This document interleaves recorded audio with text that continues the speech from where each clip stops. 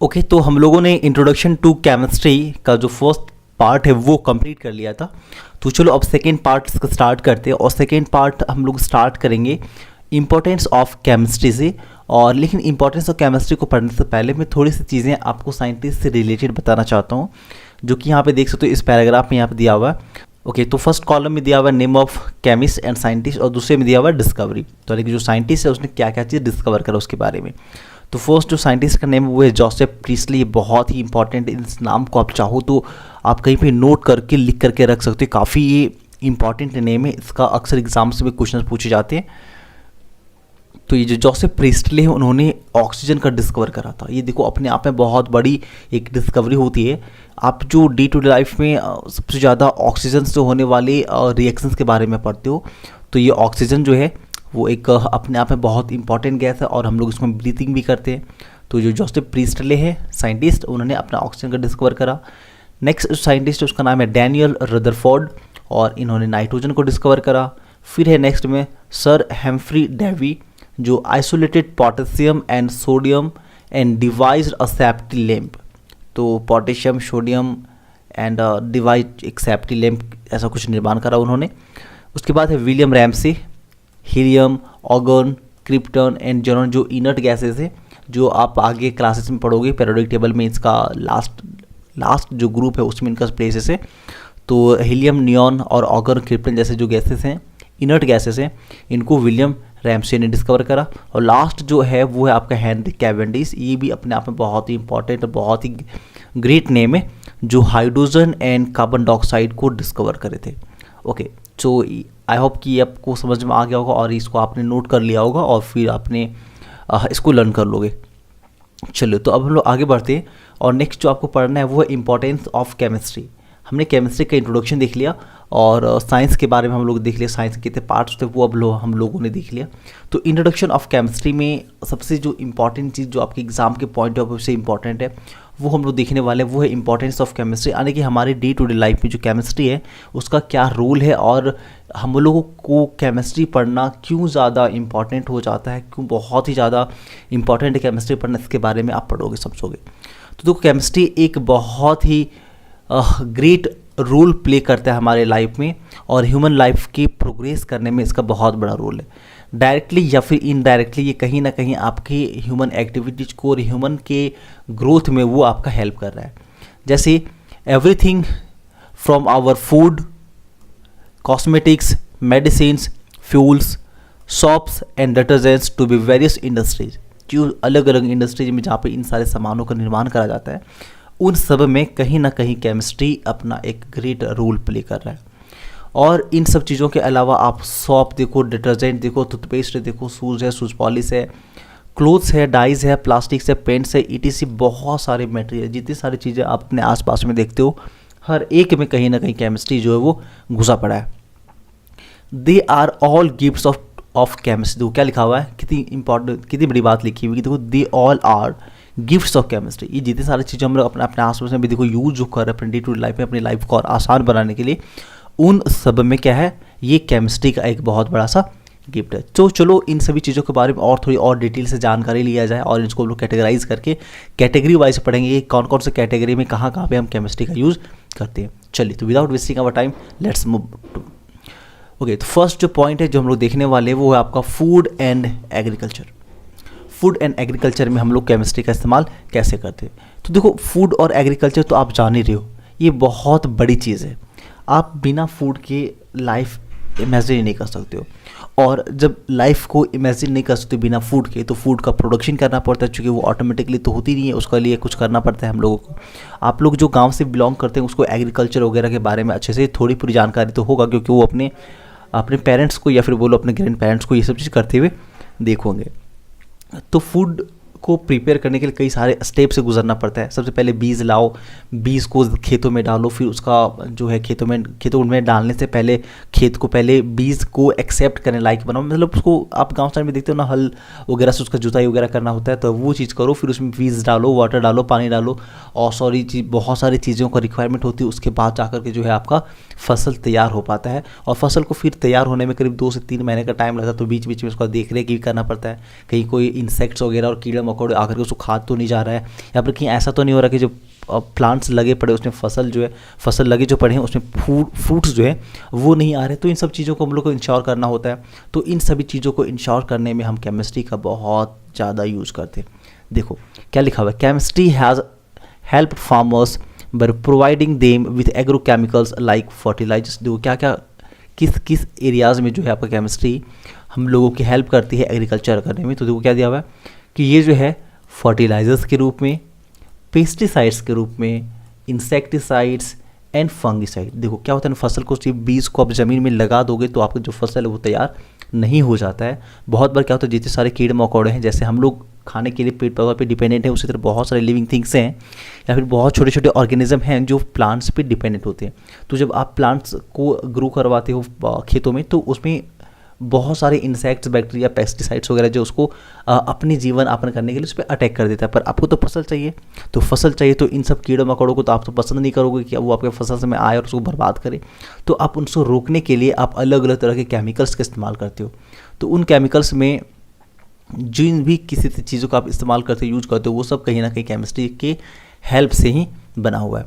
तो देखो फर्स्ट जो हम लोग चीज़ों का इस्तेमाल करते हैं वो आपका फर्टिलाइजर्स क्या होता है। तो fertilisers are the chemicals, fertilisers भी एक तरह से केमिकल ही हैं जो प्रोवाइड करता है essential nutrients to crop and increase their yield. देखो जो फसल का प्रोडक्शन है उसको बढ़ाने के लिए हम लोग को न्यूट्रिएंट्स प्रोवाइड करवाना होता है। जैसे कि हम लोग अपने शरीर को थोड़ा सा मेंटेन करने के लिए, ग्रोथ करने के लिए डिफरेंट टाइप्स ऑफ फूड्स खाना होता है, कंप्लीट फूड्स खाना होता है, ताकि जो हम लोग को प्रॉपर न्यूट्रिएंट्स मिल सके और हम लोग स्वस्थ रह सके। उसी तरह प्लांट्स को भी स्वस्थ रहने के लिए उसे भी हॉर्लिक्स और विटामिन डी और क्या बोलते हैं उसको, जो हम लोग प्रचार आता है यार खाओ दौड़, यार वो क्या होता है, बॉर्नवीटा। तो भाई हम लोग तो प्लांट्स को बॉर्नवीटा हॉर्लिक्स तो दे नहीं सकते उसको मजबूत करने के लिए, तब हम लोग क्या करते हैं उसको देते हैं केमिकल्स। और केमिकल्स जो उसके हेल्थ को देखता है और जो न्यूट्रिएंट्स को बढ़ाता है ताकि फसल बिल्कुल अच्छे से तैयार हो, एकदम मस्त मगन और एकदम धमधमाता हुआ हो। तो उसके लिए उन केमिकल्स के लिए हम लोग यूज़ करते हैं यूरिया, जो आपने अक्सर इसको भी देखा होगा, जो वाइट कलर का होता है, पीला कलर का बोरा में, या तो डिफरेंट कलर्स के बोरे में वाइट कलर का गोल गोल दाना जैसा होता है, उसको खेतों में डाला जाता है ताकि जो फसल है उसको प्रॉपर न्यूट्रिएंट्स मिल सके और वो अच्छे से ग्रो कर सके। और दूसरा बहुत सारे केमिकल्स हैं, उसमें देखो एक सोडियम नाइट्रेट है, पोटाश है, अमोनियम फॉस्फेट है, कैल्शियम नाइट्रेट है। इन सारे केमिकल्स का यूज़ करते हैं और ये सब फर्टिलाइजर्स है जो फसल को ग्रो करवाने में हम लोग को हेल्प करता है। दूसरा है पेस्टिसाइड्स। देखो तो ये जो पेस्टिसाइड्स है ये भी एक केमिकल ही है, पर इस केमिकल का नाम पता है क्या? ये जो केमिकल है उसका काम है कि जो आपके फसल्स में पेस्ट लगे ना, पेस्ट मतलब होता है कीड़े मकोड़े या फिर बोलो छोटे छोटे जीव जंतु जो आपको पेड़ को में लग गए हैं, पौधे में लग गए, उसको अंदर ही अंदर उसको खाए जा रहे हैं। बहुत बार आपने देखा होगा कि अपने जो घर में मम्मी पापा जो सब्जियां लेके आते हैं बनाने के लिए, तो उन सब्जियां बाहर में तो बहुत मस्त मगन कैटना कैफ लग रही है, बट अंदर से देखो तो उसमें क्या होता है ना, एकदम काले काले, एकदम टेढ़े मेढ़े, अजीब अजीब तरह के जो इंसेक्ट्स हैं या फिर लोग कीड़े मकोड़े वो हो जाते हैं। तो उन सब से प्लांट्स को और फ्रूट्स को बचाने के लिए हम लोग यूज़ करते हैं जो केमिकल्स, उसको कहते हैं पेस्टिसाइड्स। अब देखो इसका एग्जाम्पल क्या है, तो वो है आपका एल्ड्रीन। देखो ये एग्जाम्पल्स बहुत इंपॉर्टेंट, उसको याद रखना, आगे जो आपके क्वेश्चंस आने वाले हैं ना एक्सरसाइजेस में, उन सब में पेस्टिसाइड्स का हो सकता है या फिर केमिकल जो आपका फर्टिलाइजर्स है, इन सभी केमिकल्स के बारे में आपसे पूछा जा सकता है। तो देखो ये एल्ड्रीन याद रखना, ये एल्ड्रीन क्या है, एक पेस्टिसाइड्स है, और पेस्टिसाइड्स का काम क्या है, ये किल करता है आपके पेस्ट को, है ना, which affect the yield of crop and production fruits. तो ये जो है यदि ऐसा होगा, पेस्ट यदि लग जाएगा तो फसल में जो है वो सही ढंग से नहीं हो पाएगा। चलो इसके बाद है नेक्स्ट हमारा इंसेक्टिसाइड। तो पेस्टिसाइड के बाद जो नेक्स्ट है वो है इंसेक्टिसाइड्स, और इंसेक्टिसाइड भी वही आपका केमिकल्स ही है और जिसका काम होता है इंसेक्ट्स को किल करना, जो कीट पतंग पौधों के बाहर से अटैक करते हैं, जो उड़ते उड़ते रहते हैं। जहाँ तहाँ आपने देखा होगा जब बाजार में किसी भी फसल के खेत में आप जाओ तो देखना कि बहुत सारे कीड़े मकोड़े, जैसे आप एंटर करते हो तो कीड़े मकोड़े बाहर से इधर उधर उड़ने लगते हैं और वो आपको भी अफेक्ट करने लगते हैं। तो उन सभी कीड़े मकोड़े जो बाहर से उड़ रहे हैं और पेड़ पौधों को नुकसान पहुंचा, उसके पत्तों को खा जा रहे हैं, फसल को बर्बाद कर दे रहे, गंदा कर दे रहे, तो उसके लिए हम लोग यूज़ करते हैं इंसेक्टिसाइड्स। कुछ एग्जाम्पल्स देख लो, तो वो है आपका BHC, गैमेक्सिन और DDT। ये एग्जाम्पल याद रखना, इंसेक्टिसाइड्स, DDT, गैमेक्सिन और BHC। चलो, और ये जो इंसेक्टिसाइड्स एंड फंगिसाइड्स है, ये दोनों जो पेस्टिसाइड्स के ही एक तरह से टाइप्स हैं। अब और दूसरा जो है हमारा फंगिसाइड। तो फंगिसाइड क्या क्या करता है, they protect crops from harmful fungi. देखो बहुत सारे फंगाइज होते हैं जो पेड़ पौधे में लग जाते हैं और पेड़ को नुकसान पहुंचाते हैं, पौधों को नुकसान पहुंचाते हैं, उसमें फसल नहीं लग पाती है। तो फंगिसाइड्स की एग्जांपल आप याद रखो, Bordeaux mixer and sulphur act as fungicide. तो जब हम लोग सल्फर और बॉर्डियक्स के मिक्सर को यूज़ करते हैं तो एक फंगिसाइड की तरह काम करता है, और जो फंगस वगैरह है वो आपका नहीं लगता है। चलो अब देखो कुछ एग्जांपल्स आपके यहाँ पे देखो फिगर्स दिए पड़े हैं, इसको देख लो अच्छे से। ये एग्रीकल्चर में यूज़ करते हैं, और अब इसे पहचान के बताओ। देखो ये इसका हम लोग इस्तेमाल किस में करते हैं, ये जो चीज़ आप देख पा रहे हो इसका इस्तेमाल कहाँ पे करते हैं हम लोग। ये है दवाई छिड़कने के लिए, यानी केमिकल्स को खेतों में डालने के लिए स्प्रे मशीन। इसमें आप देखो पानी डाली जाती है, इसमें पानी भरा हुआ रहता है, फिर दवाई डालो, घोल के इसको मारो। ये देखो लग रहा है आपका मच्छर भगाने वाला, तो ये इस तरह के केमिकल्स हैं जो आप पौधों में डाल सकते हो। फिर एक ये है जिसे लग रहा है कीड़े मकोड़े भगाने के लिए। फिर एक यहाँ पे ये देखो तिल चट्टा बना हुआ, जैसा लग रहा है घर में मच्छर भगाने वाला कुछ है। और ये देखो फंगिसाइड्स जो उसको खाद वाद में मिला के, गोबर में मिला के, मिट्टी में मिलाया जाता है ताकि जो फंगाई वगैरह है वो पौधों में ना लगे। और ये आपका फर्टिलाइजर्स, यूरिया वगैरह, ताकि जो प्लांट्स है आपका वो ग्रो करे। अब नेक्स्ट जो चीज़ है हम लोग पढ़ने वाले हैं, अभी जो हम लोग पढ़ रहे हैं वो क्या है आपका, हाँ, फूड एंड एग्रीकल्चर। और फूड एंड एग्रीकल्चर में हम लोग देखेंगे दूसरा पॉइंट जो है हमारा इंपॉर्टेंस ऑफ केमिस्ट्री में, वो है फूड प्रोसेसिंग एंड प्रिजर्वेशन। देखो अब हम लोगों ने खेती बाड़ी कर ली है, फसल अच्छे से ग्रो हो गया, हम लोग जितने सारे केमिकल डालना था वो हम लोगों ने केमिकल्स उसमें यूज़ करा, बट अब बारी है फसल जो तैयार हो गया रेडीमेड फसल से, उसको बचाना, संभालना, ताकि वो अधिक दिनों तक सेफ रह सके। एक और चीज़ आप गाइस हो सके आपने अभी तक पता नहीं नोटिस करा होगा या नहीं, और यदि आपने नोटिस करा होगा तो भी मैं आपको पहले से बता दूं। अब ये देखो यहाँ पे ना जो चैनल का नाम है, तो जो जिसको मैंने ये एडिट करने के लिए दिया था ताकि वो उसको डेटा को जो वो PDF बना के मुझे दे ताकि मैं इसमें वीडियो बना सकूँ, तो उसने क्या करना है, थोड़ी सी मिसअंडरस्टैंडिंग करी है, और यहाँ पे साइंस का जो स्पेलिंग है वो थोड़ी सी एक लेटर इधर उधर हो गया। तो प्लीज़ इस पर माइंड मत करना, वो थोड़ी पूरी टेक्निकल चीज़ें हैं और पहली बार ये सब कुछ हो रही है। तो मैंने भी फर्स्ट जो लेक्चर उसको अपलोड किया, उसके बाद मेरी नज़र में आया कि यहाँ पे कुछ है जो मिस्टेक्स है, और पता नहीं शायद आप लोग में से बहुत सारे लोग इसको फोकस नहीं किए होंगे। खैर कोई बात नहीं, ये छोटी मोटी मिस्टेक्स होती रहती है, नेक्स्ट टाइम से मैं इसका ख्याल रखूँगा ताकि आप लोग कोई प्रॉब्लम ना हो। और यदि चैनल पे नए हो तो गाइस आप लोग वीडियो को लाइक करना और चैनल को सब्सक्राइब भी करना। और एक साथ एक चीज़ और, यदि आप पार्ट 1 आपने यदि नहीं देखा तो पार्ट 1 भी देख लें, ताकि मैं उसका पार्ट 1 भी देख लें ताकि चीज़ें आपको और अच्छे से समझ में आए। और मैं कोशिश करूँगा पार्ट 1 का जो लिंक है वो इस वीडियो के डिस्क्रिप्शन में डाल दूँगा। चलो अब आगे देखते हैं। तो अभी हम लोग क्या पढ़ रहे हैं, फूड प्रोसेसिंग एंड प्रिजर्वेशन। तो फूड प्रोसेसिंग क्या है ना, ये आपका रॉ जो फूड मटेरियल्स उसको संभाल के रखना है, और ताकि उसमें जो खराबी ना हो और वो अधिक समय तक रह सके। तो आपका फूड प्रोसेसिंग में जो है वहाँ पे हम लोग केमिस्ट्री का यूज़ कैसे करते हैं, जैसे कि आप देखो ये जो आपका फूड है जो आपको बाज़ार में मिलता है वो तो रॉ मटेरियल नहीं होती। रॉ मटेरियल तो खेतों में जो मिलती है वो थोड़ी सी अलग होती है, और जो आप यूज़ करते हो कंजप्शन के लिए वो थोड़ी सी डिफरेंट होती है। तो होता क्या है ना, जो आपका फूड मटेरियल जो मार्केट में मिलते हैं, जैसे कि आप देखो आपका ब्रेड है, जैम है, जेली है, बटर है, स्नैक्स है, सॉफ्ट ड्रिंक्स है, तो ये सब क्या है, फूड मटेरियल्स जो हैं वो ख़राब होने लगते हैं समय के साथ, धीरे धीरे वो क्या होने लगते हैं, ख़राब लगते हैं। तो उन सबको बचा के रखने के लिए, ताकि वो ज़्यादा समय तक चले, हमें उसमें कुछ केमिकल्स का यूज़ करना पड़ता है, ताकि जो है उसमें बैक्टीरिया वगैरह का हमला ना हो सके और वो बिल्कुल सेफ़ रहे, और हम उसको जब यूज़ करें कुछ समय के बाद तो हम बीमार ना पड़े। तो देखो कौन कौन से चीज़ों का हम इस्तेमाल करते हैं ताकि वो सेफ़ रह सके। तो सम कॉमन प्रिजर्वेटिव, देखो प्रिजर्वेटिव्स क्या होता है, वो आपका केमिकल्स जो फूड को सेफ रखता है, प्रिजर्व करके रखता है। आर सोडियम बेंजोएट, तो ये केमिकल का नाम याद रखो, सोडियम बेंजोएट क्या है, ये केमिकल है जो आपके फूड को खराब होने से बचाता है। दूसरा है एस्कॉर्बिक एसिड और सोडियम मेटाबाइसल्फाइड, और एक और क्या है, सिट्रिक एसिड। और कुछ कॉमन साल्ट्स ये हैं जो प्रिजर्वेटिव का काम करते हैं, जैसे कि आपने अपने घरों में अचार को देखा होगा, अचार जो हम लोग यूज़ करते हैं, चाहे मैंगो का हो या फिर किसी भी डिफरेंट फ्रूट्स का हो, तो उन सब में बहुत अधिक मात्रा में तेल और मसाले वगैरह डाला जाता है ताकि जो है वो ख़राब ना हो। और कभी कभार देखना, यदि वो जो आपने उसमें जो मसाला है आपके घर के अचार में तेल वगैरह कम हो जाता है ना, तो उसमें देखना अंदर से थोड़ी सी चिपचिपाहट सा और एक फंगाई रोवा रोवा सा, जैसे आपके बॉडी में रहता ना बाल वगैरह, तो सॉरी क्या बता दे रहे हम, क्या मतलब फंगाई जो है ना वो पूरे अचार का पैकेट को या फिर जो आपका फूड है उसके पैकेट को अंदर से पूरी तरह से जकड़ लेता है, फिर वो उसमें बदबू भी आने लगती है, फिर उसको खाने के जैसा वो बिल्कुल रहता नहीं। तब उन चीज़ों को स्वस्थ रखने के लिए हम लोग क्या करते हैं, कुछ प्रिजर्वेटिव्स का भी यूज़ करते हैं, जैसे कि देखो आपके यहाँ जैम है, ऑलिव्स है, फ्रूट्स है, ये पता नहीं क्या पता नहीं कुछ समझ में नहीं आ रहा। तो इन सब को खाने पीने की चीज़ें जो है उन सबको बचा के रखने के लिए हम लोग फूड प्रिजर्वेटिव का यूज़ करते हैं।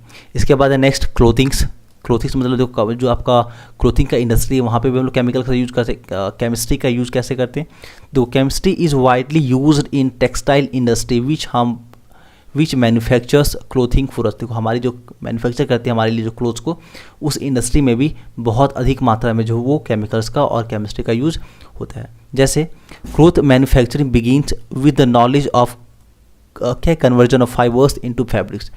तो क्लोथ इंडस्ट्रीज में धागा बनाने के लिए पहले फाइबर्स को फैब्रिक में चेंज करना होता है, और ये जो फाइबर्स है कैन बी नेचुरल और सिंथेटिक, और ये जो फाइबर है वो नेचुरल भी हो सकता है और सिंथेटिक भी हो सकता है। आपने सुना होगा कि जो सूती कपड़े होते हैं वो फसल से, यानी कि जो आपका कपास की फसल है उससे बनाई जाती है, कॉटन का जो फसल होती है उससे बनाया जाता है, वो तो नेचुरल हो गया। पर बहुत सारी चीज़ें ऐसी है ना, तो ये जो फाइबर्स है वो नेचुरल और सिंथेटिक दोनों हो सकते हैं। तो नेचुरल में जैसे कि क्या क्या है, तो नेचुरली आपको मिलेगा कॉटन, जूट, सिल्क, उल ETC। और जो आपका प्रोड्यूस होता है ड्रेसेस, जैसे कि मटेरियल हो, साड़ी हो, बैग हो, स्वेटर्स हो, यहाँ पे देखो बहुत सारे फिगर्स बने हुए, ये कॉटन क्लोथ्स हो गया, ये पॉलिस्टर जैकेट्स हो गया, ये वाटरप्रूफ जैकेट हो गया। तो ये सब जो चीज़ें दिख रहे हो ना वो क्या है, सिंथेटिक है। और ये जो कॉटन क्लोथ्स है वो आपका नेचुरली कपास के जो पौधे हैं उसमें मिल जाते हैं, तो वहाँ से आप उसको गेन कर सकते हो और फिर कपड़े को आराम से आप फाइबर्स को तैयार करके जो क्लोथ्स है वगैरह बना सकते हो। और तो इन सब में जो है आपका केमिस्ट्री का यूज़ होता है, सिंथेटिक फाइबर और सिंथेटिक जो ड्रेसेस वगैरह वो सब बनाने में, उसको कलर वगैरह करने में, उसको बनाने में। जैसे कि देखो नीचे और क्या लिखा हुआ है, with more developments synthetic fibres were also made such as nylon, spandex, polyester ETC। ये जो आप देख रहे हो नाइलॉन है, स्पेंडेक्स है, पॉलिस्टर है। आपने ये सब अपने घरों में अक्सर सुना होगा कि कुछ कपड़े सारे बोलते हैं ये पॉलिस्टर का कपड़ा है, ये तो नायलॉन है।